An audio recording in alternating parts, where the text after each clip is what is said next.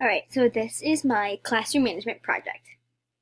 So the school that I would like to work at is Anoka High School, which is ninth grade to 12th grade. There are 2,359 students in that school right now, and it is located in Anoka, Minnesota. The student ratio for Anoka is 23 to 1, and right now the population of Anoka is 17,522. So for my PBIS plan, I want to use STAR, which stands for Safe, Timely, Accountable, and Respectful. And for each of these words, they will have specific examples on how to act in a part of the school. So in the classroom, the hallways, the lunchroom, or the library, and etc. So my class, I would like to have 14 students in the class and have them have learning disabilities. And I would like to do ninth to 12th grade students, which are ages 14 to 18. And I would like to have a bigger classroom and one pair for extra help. I wanted this because I've always wanted to work with students who have learning disabilities. It's an awesome feeling just being able to help someone with something that they're struggling with, whether it's math, reading, or writing. I would love to have a bigger classroom so students have space to move around rather than just sitting or standing in one spot the whole time. I also would like to have 14 students because that way there aren't too many students and each student can get the attention they need from me or from my para. So the daily schedule of my classroom, I'll have prep hour from 7:40 to 8:47 a.m. And then I'll go to ninth grade math, which goes to 8:40 a.m. to 10:01 a.m. And then from math, I'll have ninth grade writing, which goes from 10:08 to 11:15. And from ninth grade writing, I'll have 11th grade writing, which goes to 11:22 to 1:06 p.m. And during that hour, they will have lunch. And then last hour of the day, fifth hour, I'll do 12th grade reading, which goes from 1:13 to 2:20 p.m. I decided to choose this as my schedule because having a prep hour for me in the morning would be the best outcome just so I can get things done beforehand or finish things off that I need to finish before that specific day. I also set the classes up this way because I like how math is the first subject, then reading, and then writing as the last subject of my day. Reading as my last subject of the day.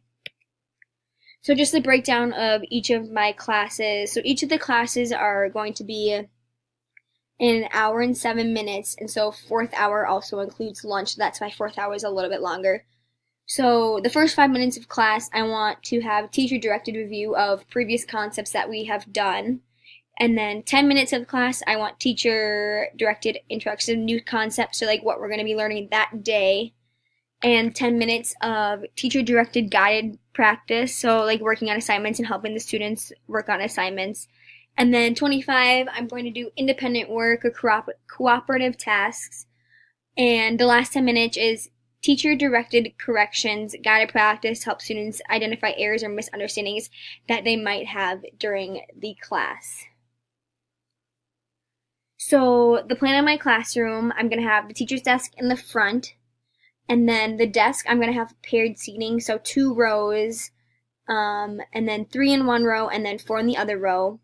And for my expectations, I want them in the front of the classroom so that no matter where you are in the classroom, you and the students will be able to see them at all times.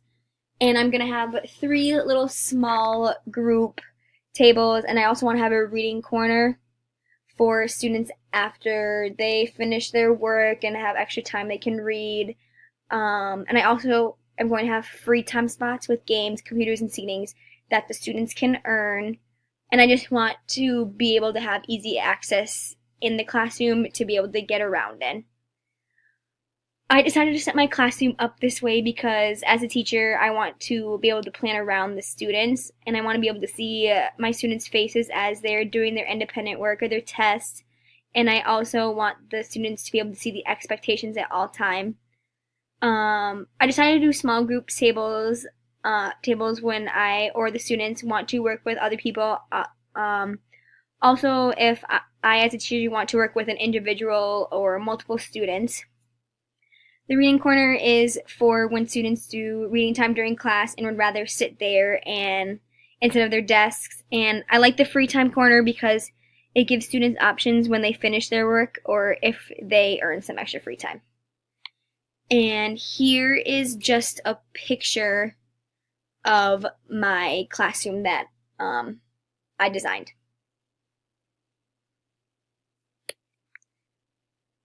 So my attention signals, I just am wanting to do in a firm voice, but it's not shouting. Class, your attention please, while I'm waving my right hand in a circular motion. I will start my arm at the 9 o'clock and end at 12 and swing it back and forth. I will then hold my arm up at the 12 o'clock, signaling and prompting the students to stop talking.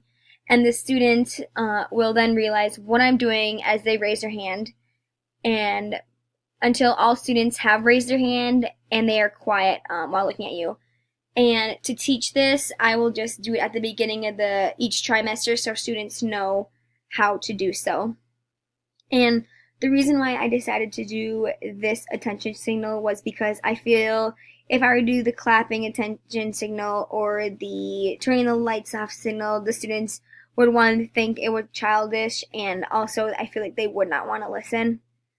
I also like this attention signal because I'm able to use this attention signal anywhere in the classroom, or I would even be able to use it outside the classroom, like the field trips we go on, or in the hallways. And while using this signal, it can be a ripple effect. So once one student raises their hands, other students will also realize what he or she is doing, and then they will follow the behavior. Then hopefully all students will eventually have their hands up and the talking will be done. So some beginning and ending routines. Each day as the students walk in my classroom, I want to greet each one of them individually to see how their day is going so far, what have they done today, and I also want to make them feel comfortable when walking into my classroom. And after I greet the students individually, I will, at the beginning of the trimester, I taught students that after being greeted, that they will sit down and then grab the materials needed and begin working. And if the students didn't bring their materials, they know not to come up to me when I'm greeting other students because that just wouldn't be fair.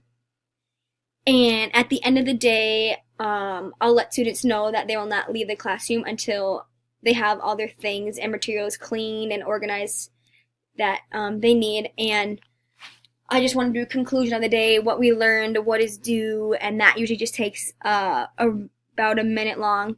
And I would also like to have enough time at the end of class to give students positive and corrective feedback, either if it's individually or in the classroom. I just want to set a positive tone for the end of the class. So my classroom rules I listed, I made like a little poster board sort of thing that I might be able to use during my class. So I have 5 rules. The first one is arrive on time. The second one is listen to others when they are talking. The third is raise your hand before you start talking. No blurting out.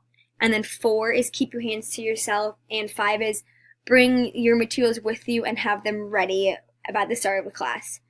And how I determine these is I just wanted to make sure that all the rules were stated positively and not negatively.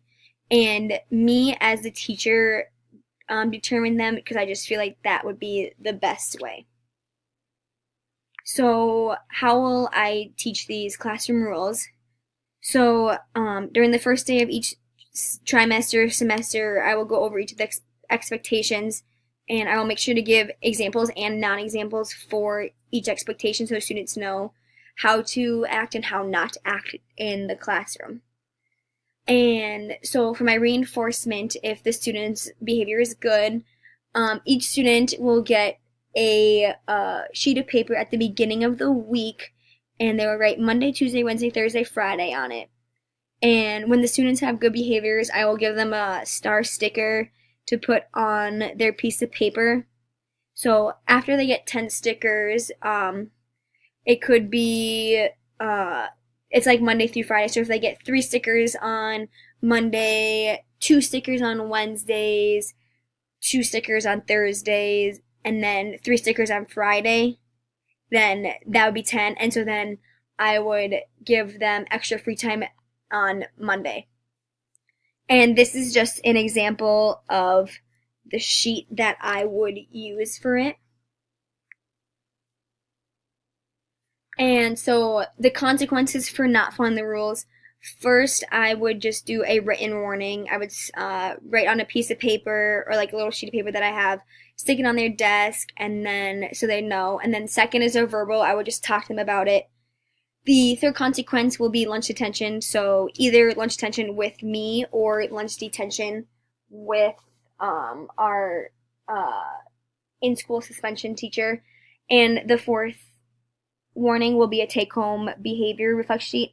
And I will call the parent or guardian at home so they are aware before the student gets home. And for student work, students who don't complete assignments don't get the necessary practice to achieve instructional objectives, and if the student doesn't turn in their homework or their projects or whatever it is, I won't be able to have sufficient information to see if that student is mastering the skill or needs more practice.